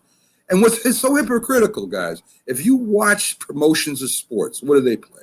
They play the knockout. They don't play the 10th round of a decision where people are boxing nicely. They play the knockout. When Tyson knocks somebody out in 30, that's all over. When there's a big hit in football, what do they promote? That big hit. That's what they want to appeal to. They don't show nice tackling or the rule changes on their promotions. Hockey, they show the major checks. Somebody getting checked off the board or a fight. In race car, they show the crashes. I mean, this is what people tune in for, like it or not. That's what it is. I was in the military. I had a chance on some of the things that something could happen to me. I signed up to do this. And I think what has happened now is that we want to watch the pretty things, and the players feel entitled to not do what they're supposed to do when they get signed up. I believe, guys, and I really believe this, that even though there's fantasy football and we love stats, even though there's fantasy baseball and we love baseball, what happened to running over the catcher? You're in the way, get out of the way, make the play, get ready, you're going to get hit. That's what the game was about. And now you can't run into the catcher. You're called out. You can't take out the second baseman. That's part of the game. And when you play baseball and you want to play catcher, you know that's what's going to happen. So don't play catcher. Don't play football. Don't box. It's your choice. Nobody's telling you have to do this. So is it ruining the game? Yes, in certain ways. Will it be here? Probably. But I'm going to tell you right now, guys, if we're talking asterisks in baseball, we got to start talking asterisks in football. We got to start talking asterisks in everything. And it's not the sport's fault that people aren't coaching people and players aren't playing the right way. And I got a real good opinion for football. Take away the helmets. Get rid of them. Guess what? Nobody's going to be hitting leading with their heads anymore. I guarantee you that. That is the whole thing that would change this whole matter of leading with your helmet. Go back to the old days. Go back to rugby. Take the helmets off. Tackle correctly. Problem solved, Jack. I'm going to tell you, Mac, when you coached a while ago, if a player came back to the sidelines with a headache, saying his head hurt, you would tell him to get back in. Don't be a wimp. Get back in there. Right. Players practicing in 95-degree weather are thirsty, you would tell them no water. Well, that's not that true. Would be a sign of being okay. Then other coaches, okay, right. There'd be coaches who old school coaches wouldn't allow their players to have water on a hot day. They would tell players with a headache, get back in there because it's a sign of weakness to say you have to go out of the game. So your head hurts a little bit, get back in there. You know, they'll come, you'll take an aspirin later on. I mean, that old school thinking just has to be out the window. Listen, there is legal liability in all ways, shapes, and forms. Even in boxing, occasionally a fighter is going to sue who gets badly hurt if the rules aren't enforced. Because there's certain rules. It drives me crazy when the boxer gets rabbit punched, hit behind the head continuously, and the referee doesn't do anything. I mean, it's awful, okay? I don't want to start naming the case, those particular cases where I've seen it happen. It's had bad consequences. Athletes think of the here and now. They don't think of life after sports. They just don't. To play sports, they're willing to put their life on the line. They're willing to risk a permanent injury. We've got to protect them, against themselves. There's dementia later on in life. I mean, all the great boxers, for example, it seems everyone winds up with dementia sooner or later. It takes a lot of years for it to kick in, but when they get to be in their 70s, it hits them. I mean, Sugar Ray Robinson, Muhammad Ali, Willie Pep, Floyd Patterson, on and on and on. I mean, it's hard to find guys who haven't been affected by their years in the ring. It's hard to find football players who've had a lot of those constant collisions over the years, who have a sane mind, who can live their life out to a chronological old age without having the effects. And I'm not even talking about lower extremities, where guys have a hard time walking, okay? They have a hard time just getting around because of their years of playing the game. Listen, we stress safety even in the most common thing for baseball pitchers. There's a pitch count, okay? There's a pitch count now, because if you don't have a pitch count, you don't watch very carefully over a pitcher, there's a reasonable chance his career is going to get shortened. He's going to get injured. I mean, one of the greatest pitchers of all time, if not the greatest, Sandy Koufax, his career was shortened because of that. It's just a problem, in sports where, we got to keep these guys safe. Listen, a healthier player is a better player. We want them to perform. Players are constantly getting injured. All athletes in all sports are getting injured in one way or the other. And we just have to kind of watch over them. We got to kind of protect them against themselves. I know you put the emphasis on football, and I know more so than any other sport. I know it drives you crazy. A quarterback is in the grasp. So, they blow the whistle. You can't get too tough with the quarterback, and for good reason, because the defensive tackle comes in. The whole idea is to cream the quarterback. In your day, Mac, which is my day too, and you were a little younger, Doc, the whole idea of football, they would talk, knock the quarterback out of the game. If you knock the quarterback out of the game, that's a badge of honor. I mean, you're a star. You knock him out of the game, it's a feather in your cap. You could brag about him. But, we don't live in that age anymore. We just have to stress safety all the time. Does it compromise the game a little bit? It might. I'll give you that. Let's say it compromises the game a little bit. But look at the price in return. The price is athletes are less likely to suffer life-altering conditions. So for that in itself, to me, it's worth it. Go ahead, Doc. What you got before I reply to that? All right. So listen, I think we're all of like mind. We do not want to see athletes get hurt. And we want to see common sense rules put into place to make sure that athletes don't get hurt. I think Jack made a poignant point about the fact that young athletes, just like young people in virtually any situation, but young athletes don't have the ability to think, what's this going to impact on my life 30, 40, 50 years from now? They're not thinking about that. They're thinking I can make $1 gazillion right now, or I can get fame and fortune and everything that goes with it. Right now, I'm going to go for it, and I'll worry about my later life and my later life. And, one of the things about life is we then look back at our younger decisions and we say, I wish I had done it differently, because now I'm living through the pain and the misery and things like that. But I think, Mac, you've got some great points in the idea that I think some of the things that we do to try to promote safety are actually misguided, or we find out over time that they're not really helping people stay safe. And let's just go back to Luis Severino. Like he's lived in this age of pitch counts. He hasn't pitched in years because there is an argument that long old time baseball people say that in the olden days, guys threw more often. They didn't throw less often, and their arms got stronger and they had fewer injuries. I don't know the statistics, so I can't argue that if that's true or not. But I also have heard the argument over the fact that people had fewer injuries when they had the softer helmets in football, because of the fact that, again, you tackled the correct way. And sometimes putting yourself in all sorts of armor makes you feel like you're indestructible and you can go out the other guy harder. You can run faster, and you might be sustaining more injuries. So do pitch counts help pitchers stay healthy or not? I'm not sure. We see a lot of pitchers hurt all the time now, and we've living other pitch counts for decades.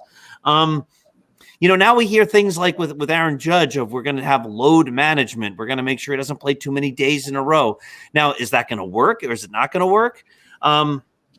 I think they changed also the weights of boxing gloves. Has that helped in having fewer injuries, or has that helped in being, or was that an idea that said, like, we think this will help, but maybe in the long term it hasn't? So we want players to stay healthy. We don't want players to get hurt. We want to make sure that they have long-term, productive, safe lives, and that what they did when they played as a young person, it doesn't affect their life later on.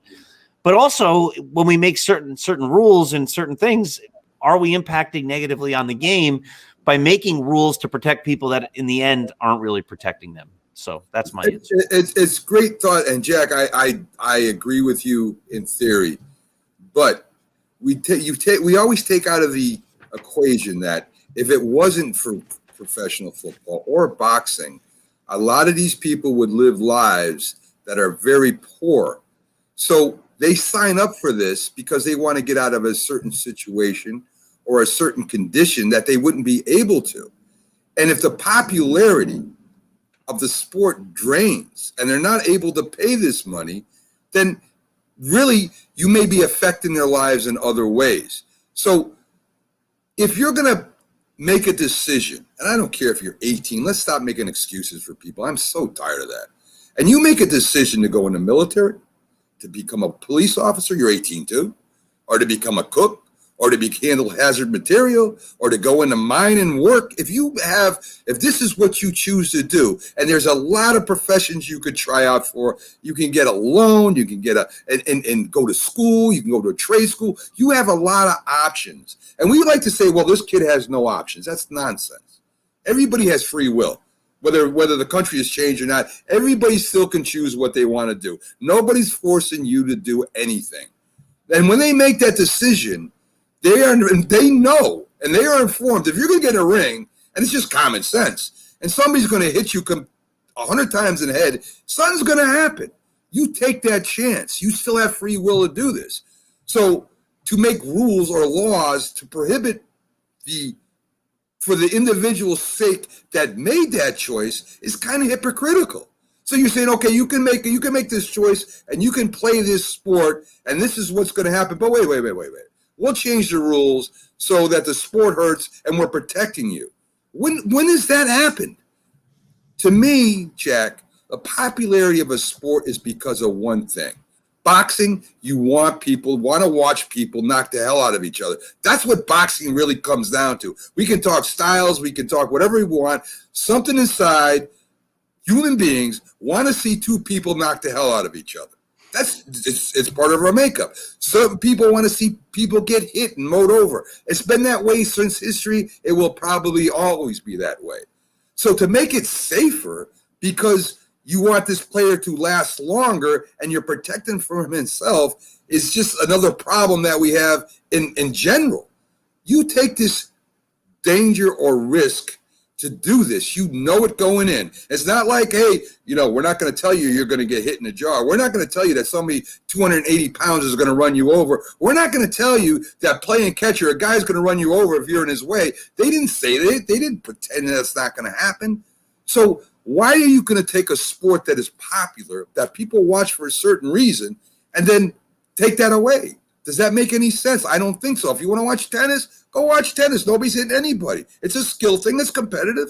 But we watch these sports for certain reasons. So you're going to tell me that Tom Brady, and money is involved, that's making $20 million a year, something 100 people together will never see, for taking a risk and playing a game that he could get hurt in, and say, well, wait a minute, we're not going to let you get hurt. So the risk is gone. You're making $20 million a year to not get hurt. That doesn't make sense to me, Jack. You like to keep giving football as an example. A quarterback is a premium.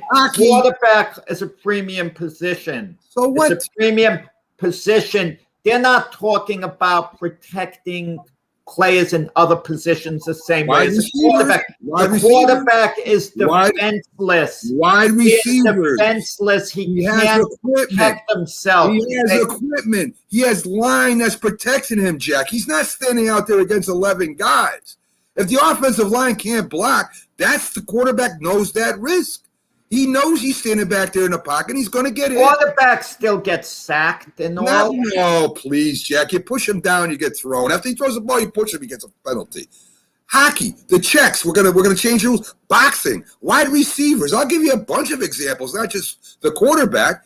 A boxer knows he's gonna go in there and get the hell beat out of him. That's part of the game. You have a referee, you have cornermen. Boxing hasn't improved that much as far as protecting fighters. It just hasn't, unfortunately. I've seen fighters take cumulative beatings. They can still defend themselves, but they're taking a beating. You know their chances are coming back on an extreme long shot, yet the fight continues. The referee waits. The corners, which in a lot of cases are very incompetent. I agree with that. They keep sending the boxer out there, and the ending is inevitable. It's inevitable. And eventually they stop the fight much later than they should.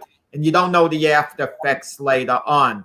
So in those cases like that, safety's paramount, where these fights should be stopped early, and it's just not happening. And that's why boxers, for the most part, a lot of them are not in the best shape. I know a lot of well-known former fighters. They could talk to me right now, and a half hour from now, they won't remember the conversation. I understand that. But they'll remember years back when we hung out together. And they'll be very specific. They can still live a very good life, but their short-term memory is shot. Well, let me tell you, and it's a result of those extra punches. There's a lot of people that suffer from what you're talking about that aren't boxers, that can't remember last week, and they can remember 30 years ago. There's hundreds of thousands of people like that out there in the country right now. And there's reasons for that, and I don't know. I understand what you're saying. The trainer, the doctor should stop the fight if so. But if they did, would Muhammad Ali beat George Foreman? Because George Foreman was putting him on the whole fight. But that wasn't the type of fight that should have been stopped. Ali was in the fight and not taking a lot of blows to the head. That fight was fine. That's not a good example. But it is an example, Jack, because if you think about it, Ali was not responding in the Listen, I agree. Listen, sports is risky.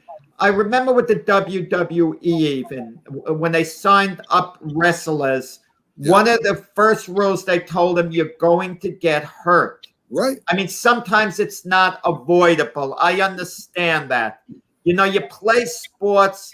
What are the chances of you not getting hurt? Listen, our Sunday guest, Jim Jeffcoat, it seemed he played every game. I don't know what his secret was. That's a rarity. Eli Manning going his career.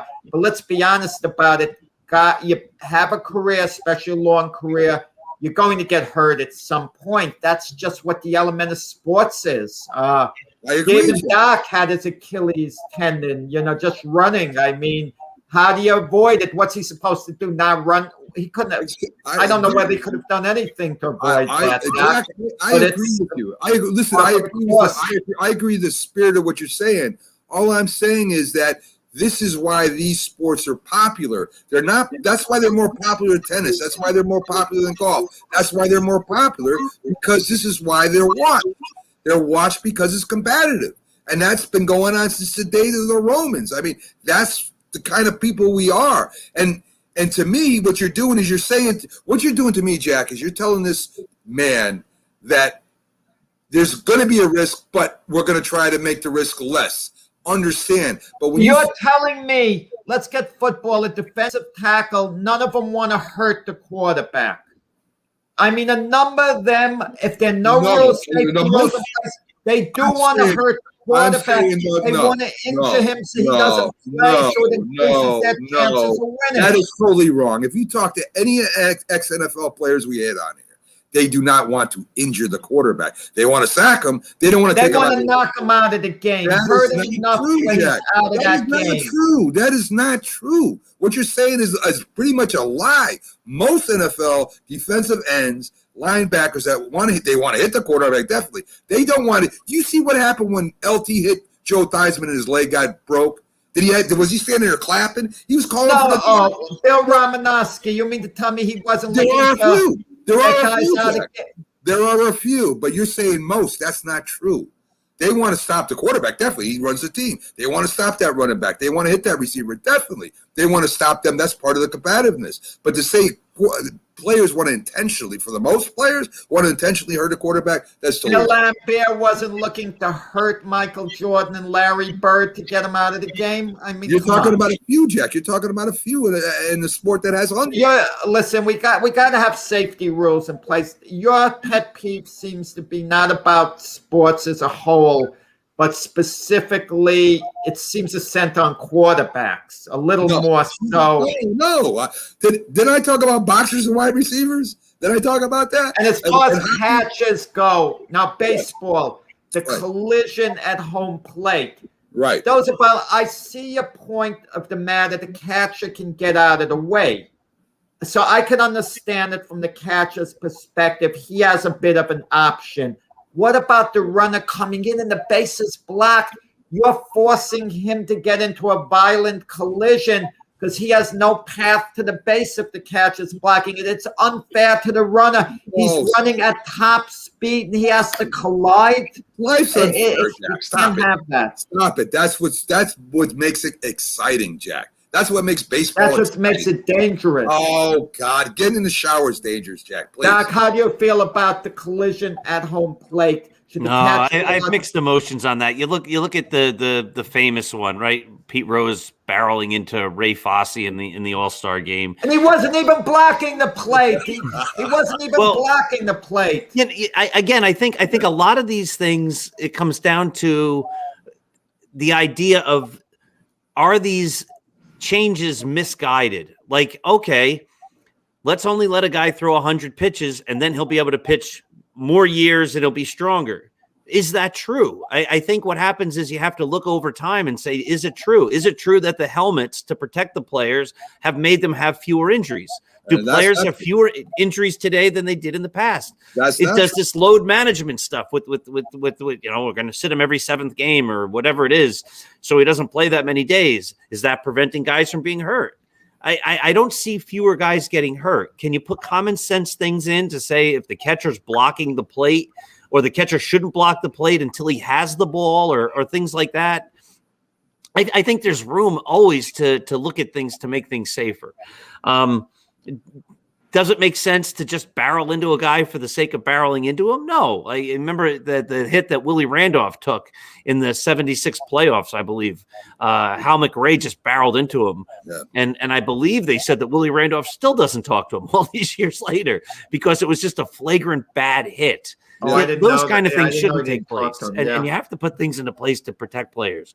But I think you have to also make sure that the things you're doing to protect players make sense. And sometimes to try to fix the problem, you create another problem. So you give these big, strong helmets to go back to football. And I think you're seeing more injuries today than you ever saw because you're trying to fix a problem by making people feel more invincible. I mean, if you look, even in boxing, I mean, you know, they raise the weight of the gloves in certain sports, so it's a little softer, and they do things that are a little bit heavier. They do things to try to make it a little bit better. But the sport is what the sport is, and with the helmet thing, like I said, Doc, you know, my helmet back then is nothing like it was today. They got gel, they got air, they got the helmets that can take so much pressure, and it gives us a false sense of security. You take the helmets away, guess what? Nobody's throwing their head in there anymore because they're going to crack it open, and that will solve that very quickly. And in some cases, trying to prove certain stuff makes it even worse because all of a sudden we don't have to teach the right techniques or we don't have to teach the right ways of tackling safely. And it just to me makes no sense. But if you're watching a sport that you're watching the sport because it's combative, and if it becomes less combative, of course people are not going to watch it as much. So I just think, listen, you're an adult. This is what the risk is. Yeah, keep them safer, but don't ruin the game. Don't take away from the game that what makes people want to watch it. I mean, like I said, I know people that watch racing car, and the biggest thing is the crashes. It's crazy to me. But anyway, folks, we'll be right back after this. I knew it'd be spirited. I knew what Jack's feelings are. I don't necessarily disagree with everything he's saying. I don't, but I do think that, you know, we're all adults here, and you know, sometimes you got to take personal responsibility when you make decisions, and let's stop, you know, treating 30-year-olds like they're 10 still. I don't know, but anyway, We'll be right back after these messages, folks, with some more debate stuff. It's going to be great, so stick with us. I'll see if I can do this without hitting the film. I do like that film in the baseball stadium, though. I do like that a lot. We'll be right back, folks.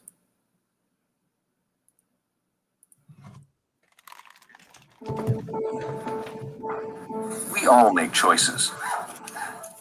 When it comes to alcohol, kids make choices whether to drink or not. Bye.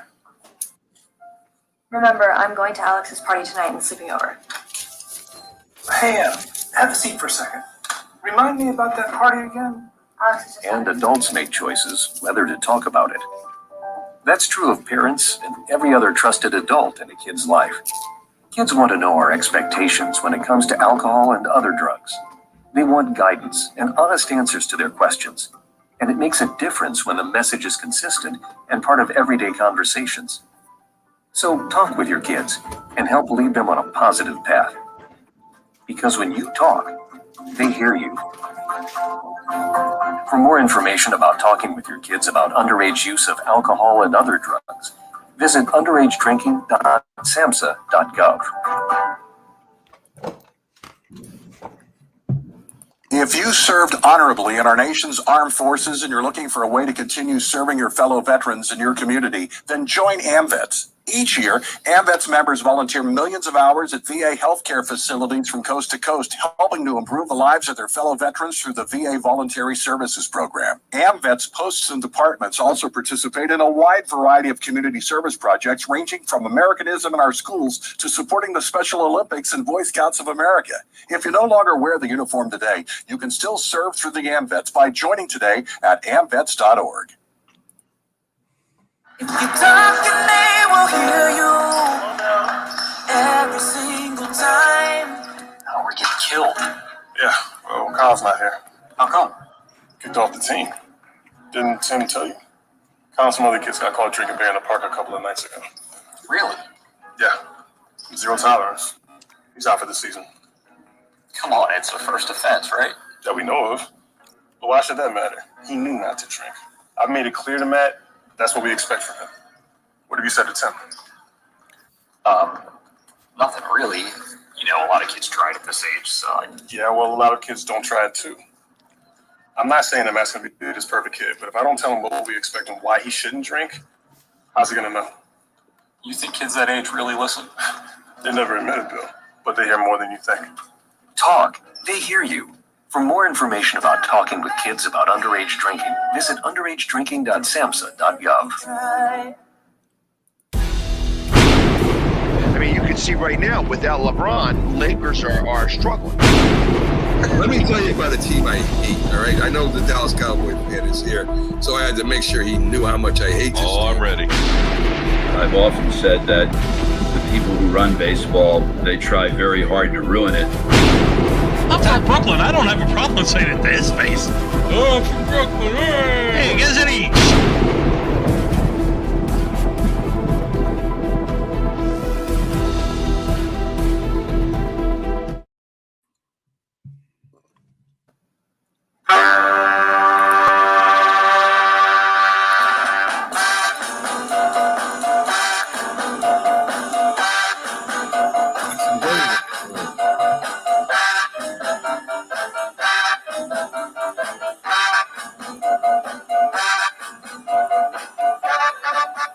Good morning, everyone, and welcome back to the Mac and Jack Sports Show. I'm your host, Mac, with your co-host, Jack Hirsch, and our special guest host on every Saturday, the voice of reason, Dr. Paul Semendinger, because I know I have no reason at all. I just say anything.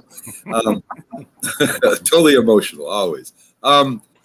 Before we get to today, folks, we do have on Northeast Streaming Sport at least 4 live football games for you. We'll be covering one of them. The Mustangs are playing today, and we'll have a crew over there calling the games for you. We got live football on before football, which is really exciting. We'll be having independent baseball on next year. I already hooked that up, so we'll be having independent baseball league on next year. We'll have arm wrestle coming up, cricket, believe it or not, which is very interesting. I do know some people that get that know cricket, and we'll be hooking up with a cricket league, I think, starting in September. So we're going to have a lot more live sports on Northeast Streaming Sports. Check it out. If you want to watch some great semi-pro football games, I mean, the hits are great. Everybody's getting hit hard. I love it. Anyway, it's some great football going on. Some really talented guys, some talented quarterbacks, running backs, and receivers over there. Check it out. Just look on Northeast Streaming Sports. They'll be streaming live tonight. And as I said, every Saturday, this is our debate show. I knew what side Jack would take. I know how he feels, and I do agree with him. A lot of what he says. But again, I have different feelings about this. Well, part of it, too, I think you touched upon it, guys, and Doc could relate to this. There's legal liability, too. You have to be very careful, what you allow going on during a sporting event. And the NFL is constantly getting sued by former players who claim they should have been better protected. So I think that factors into it, a lot more today than it used to. Sure, and especially when you got a union behind you with unlimited resources. Dan Marino even tried to jump on that bandwagon, and he never got a concussion. And he ended up pulling out of the class lawsuit when everybody started, making fun of him, kind of. So he ended up pulling out of it. So you have that, too. You have players just jumping on board a class action lawsuit to get some money, and he ended up, like I say, withdrawing later. So next debate, which is really interesting to me, and I don't know how Doc's going on this. I know how I'm going. I know how Jack's going. But should there be a foul ball limit in Major League Baseball? In softball, if you play it, sometimes they have you get 2 times that you're out. We're talking about speeding up the game and stuff. So Jack, I'm gonna let you go on this one. Should they have a foul ball limit in the MLB? It should be adjusted somewhat because these games are lasting too long. Listen, there's a certain beauty to what Paul O'Neill did in the 2000 World Series. He fouled the ball off, and earned the walk. I like seeing that. I don't mind that in those type of situations. But I'm watching a little bit of the Met-Pirate game yesterday, and one of the pitchers, he steps off the mound. Then the batter steps out of the batter's box. And a minute is going on, it seems, between pitches, and I'm kind of cringing because I'm getting to the point where I want to get to bed and get to sleep finally. And I'm getting tired of watching this. And finally, there's a pitch, and there's a foul ball with 2 strikes. And then there's another one. Listen, and then there's the dreaded foul tip. You're not sure whether the batter tipped it or not. And how is the umpire sure? He thinks he heard it. He's not sure he heard it. The catcher's not sure. Maybe the only one who has a good idea is the batter, whether he tipped it or not. And he might even have some doubts. And then the catcher doesn't catch it with 2 strikes. Maybe an adjustment should be made. Yeah, listen, maybe it should be capped this way. You have 2 strikes on you. You're allowed 1 foul ball, but every foul ball after maybe has to pass first to third base. There has to be some type of adjustment. If you're not going to have a pitch clock, listen, I don't feel that strong about this, where I'm going to really argue against someone else's position. If they say there should be unlimited foul balls, it's hard for me to argue against it. But then again, my point of view is this. If there are 2 strikes on a batter and he bunts and it's a foul ball, why is he called out then? He's made contact, right? So let's eliminate that rule. A batter with 2 strikes is allowed to bunt the ball foul. I mean, you can't have it both ways. Why, if he swings, you're not calling it he has unlimited resources, unlimited swings and fouls it off, but not on a bunt? I mean, I just don't get it. There's got to be a foul ball adjustment. Let's put it that way.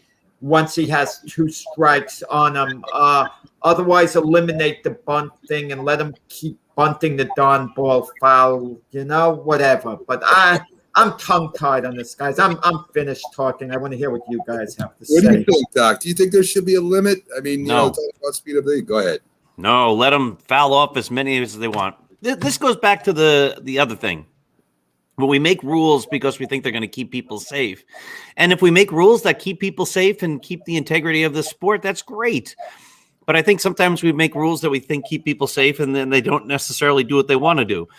how much time in baseball is spent with batters having foul balls with 2 strikes? How much time is that adding to the average game? A minute? If that even happens? I'm sure there's games when that it doesn't even happen, that a guy has an unlimited number of foul balls. There's something about batting that if you see a pitch and you can just foul it off, you foul it off, and you can't handle it. It's that's been part of the way baseball has been played forever. So in the softball league I play in, they made that rule where once you get 2 strikes, you only get 2 foul balls or something like that. It changed the way you would approach your at-bats. I was a guy that would try to wait for my pitch to drive, and if you don't, you foul a couple of pitches off. Now you don't have that luxury anymore. Now you have to swing at pitches that are borderline, and I don't know. How much time did it save? We were playing full games and getting them in the time, and now we're playing full games and getting them in in time. And then people are hanging out after the game anyway. So yeah, I don't understand what the point of that was. Yeah. I mean, I guess softball is a little easier hit than a Major League Baseball. Correct, and I'm against. Listen, and I pitch, right? Yeah. So I pitch in baseball. You know what drives me crazy? Because I'm not good enough is I don't necessarily have a put-out pitch. So if I pitch a great pitch and the guy hits a foul ball, that drives me nuts. And there's been plenty of guys these last few years that keep fouling off 2-strike pitches. I'd love them to be out, but I don't think that's what the sport needs at all. Doc, I agree with you. I think there should be maybe a pitch, a pitch count, a timer. Let's get this going. Stop going in and out of batter's box. Maybe I'm okay with that. Do away with the instant replay. Let's just play and let it play out. But if you're going to do that, can you think maybe how many records would have changed? Just think about Ted Williams batting 408. Say he had a few games where he fouled off a bunch of pitches. Would he have got 408 that year? That's a question mark. Would Babe Ruth, Hank Aaron, and Barry Bonds, would they have the home run records if they were called out on foul pitches? And wouldn't the pitchers have higher strikeout counts, right?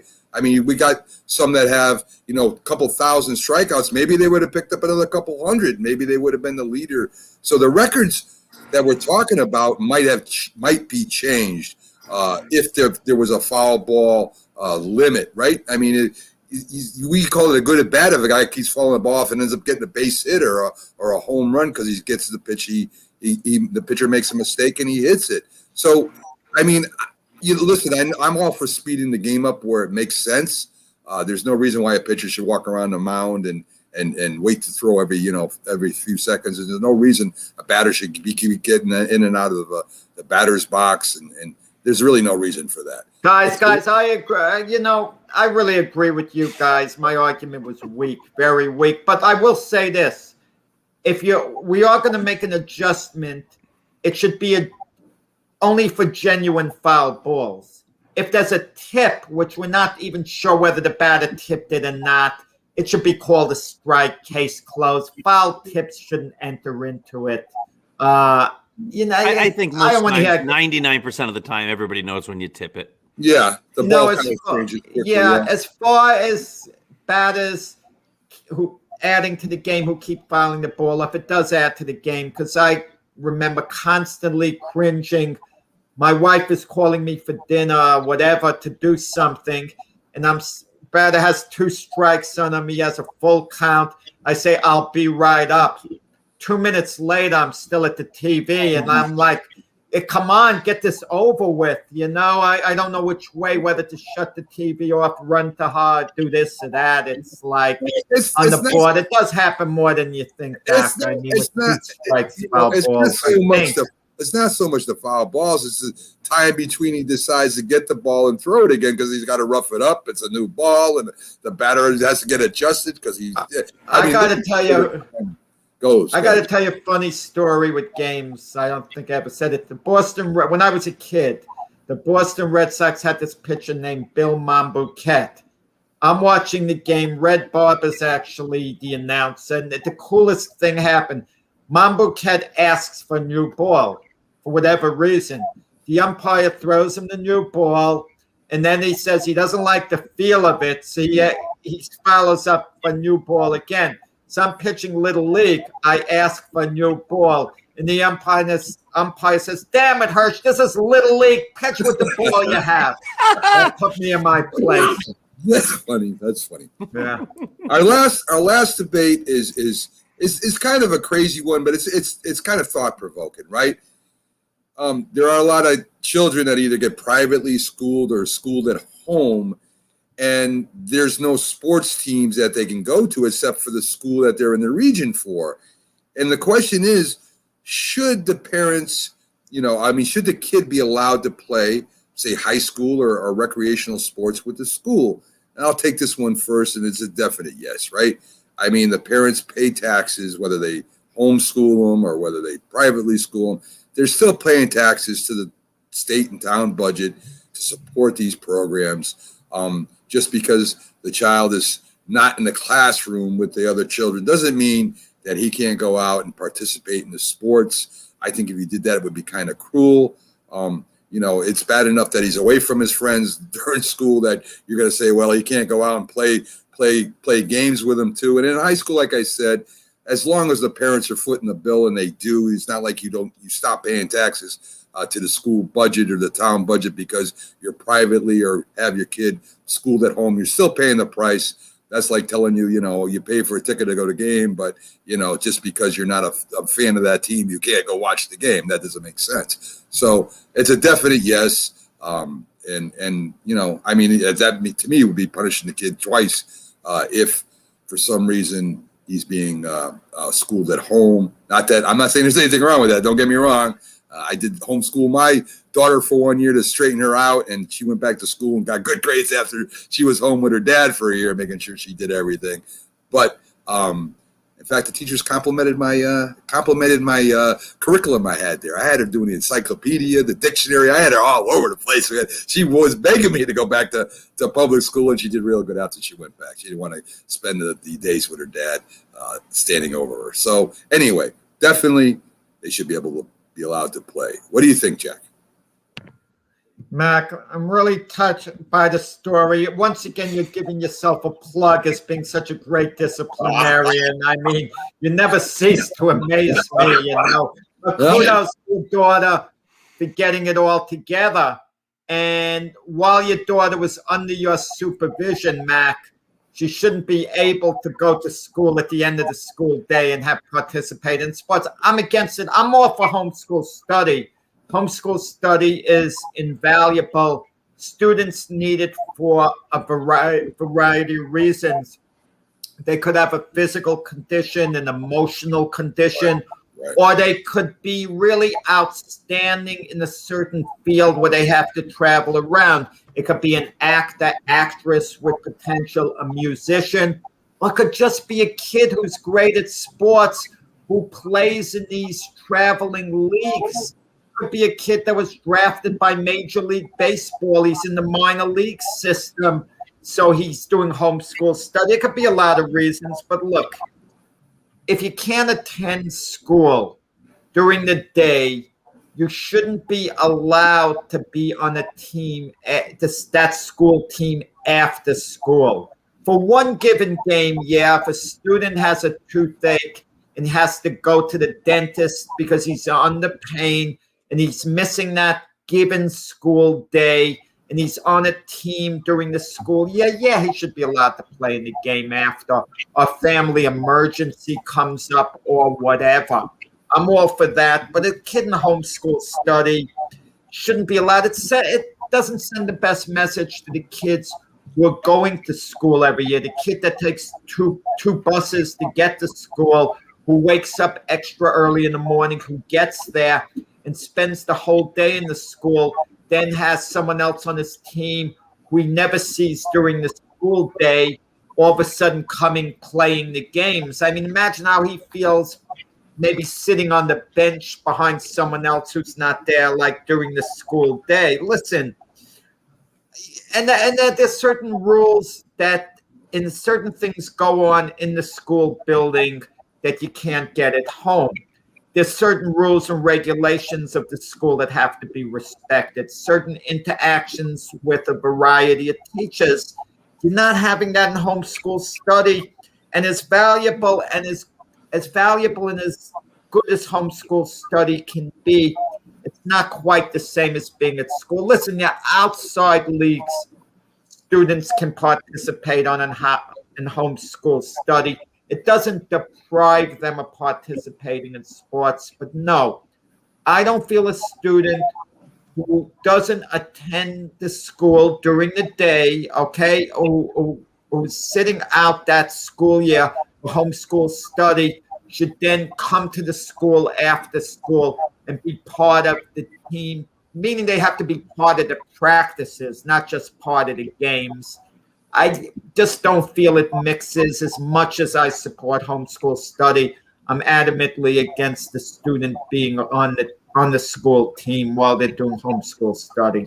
Well, before you go, Doc, how can you say that a parent that pays for all the students to go to school, pays the teacher's salary, pays the principal's salary, in part, and his kid can't play in the sports at the school? Are you kidding me? They're getting it through the teachers coming, to their home. No. I'm not talking about teachers coming to home. Parent has an option. Send your kid to school during the day if it's a big I don't get it. He's paying the paycheck. The parent is paying you. You taught. The parent that has a kid at home school in a private school is still paying your salary. How can you say no? Listen, Mac, taxes go to a ton of services. Right, all sure. Social services. I can't make a decision for the fire commissioner because I'm paying a minuscule amount of taxes. I mean, Matt, listen.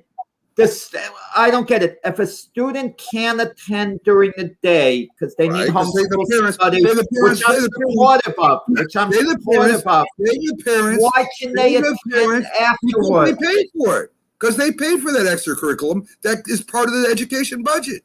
You're saying that you pay for a ticket. Your ticket has really no effect on a Major League Baseball team, but you pay for that ticket. But you're a fan of the other team, and since you're not a fan of that team, you can't go see the game. But that doesn't make sense. Mac, it makes all the sense. Why can't they be at school part of the time? They got an option. That's up to them. They're still paying for the taxes, Jack. I don't know how.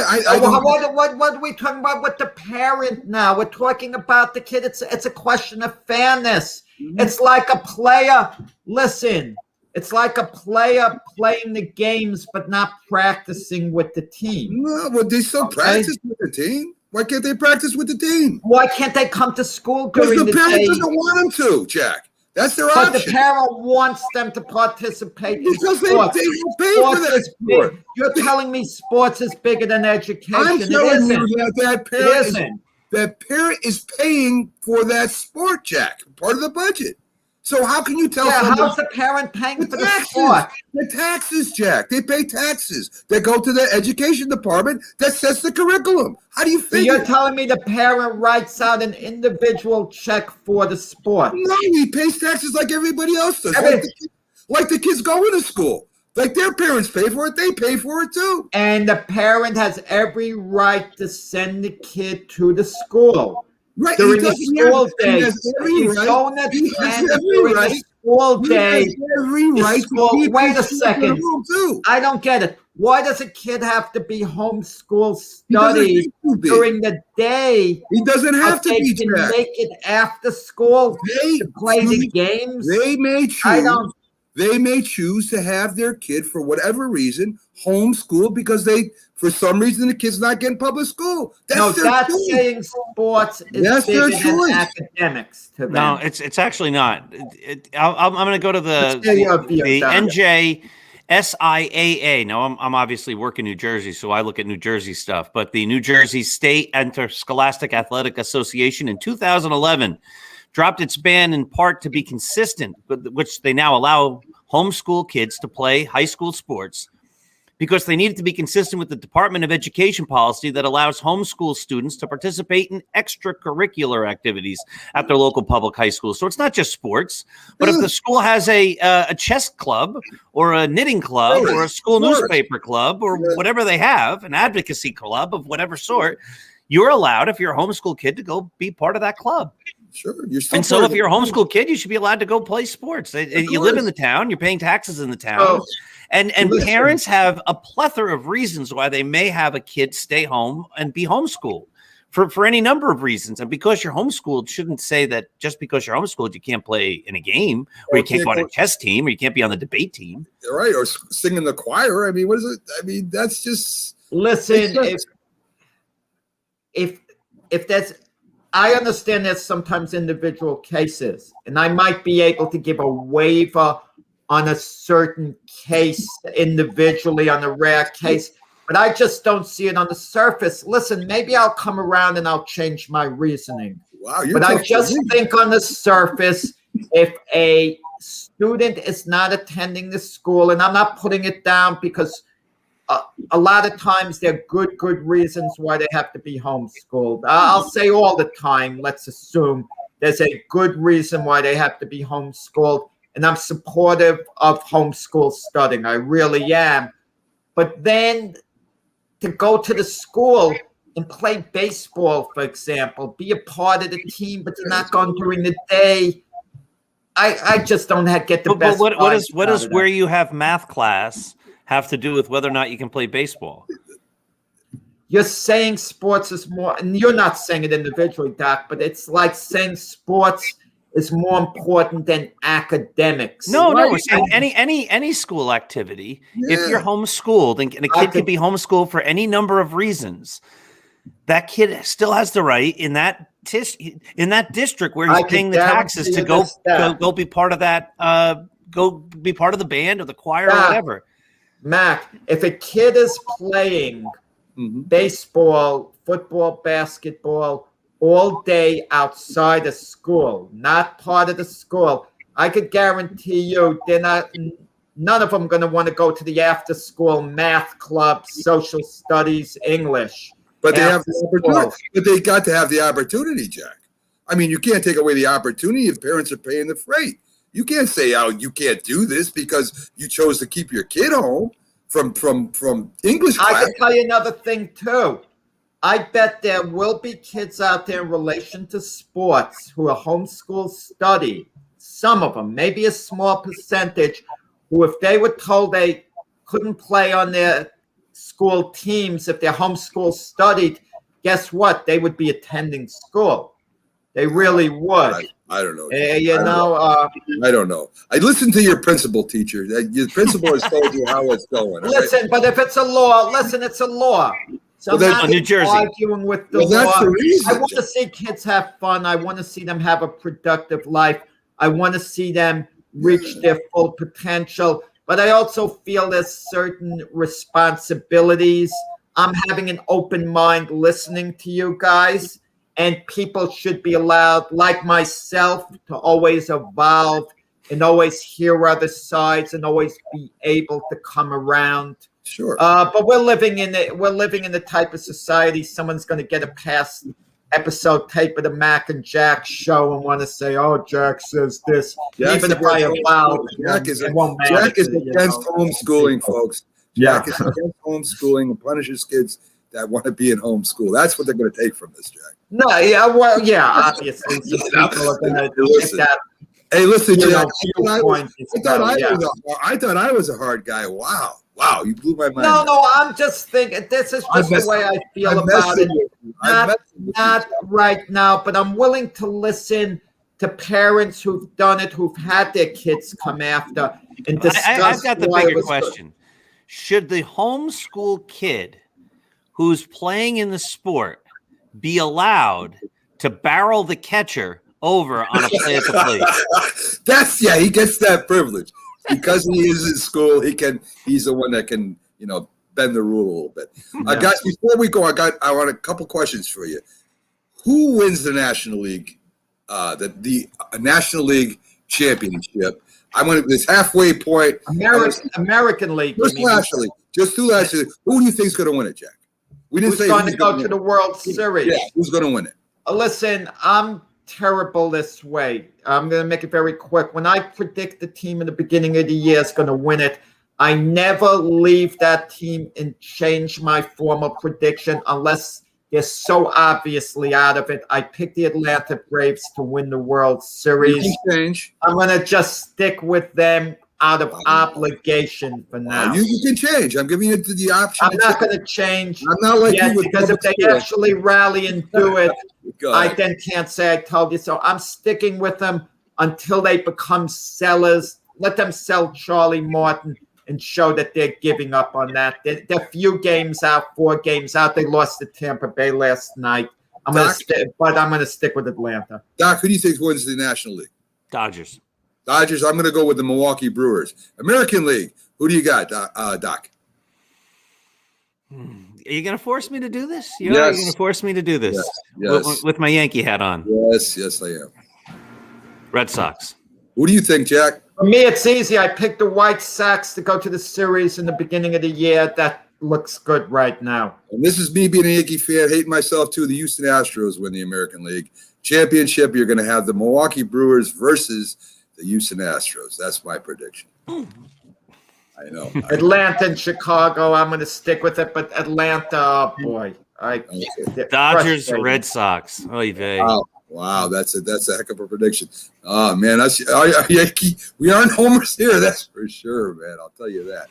Folks, thanks for joining us on the debate show. Tomorrow we're back with our This Week in Sports that will evolve, as Jack is with his opinions, to the big football show. Jim Jeffcoat will be with us tomorrow, along with Robert Butler from Sportscope. Thank you to Doc for coming in and being on the show with us and putting up with our nonsense. Folks, have a great day. We'll see you tomorrow, same time,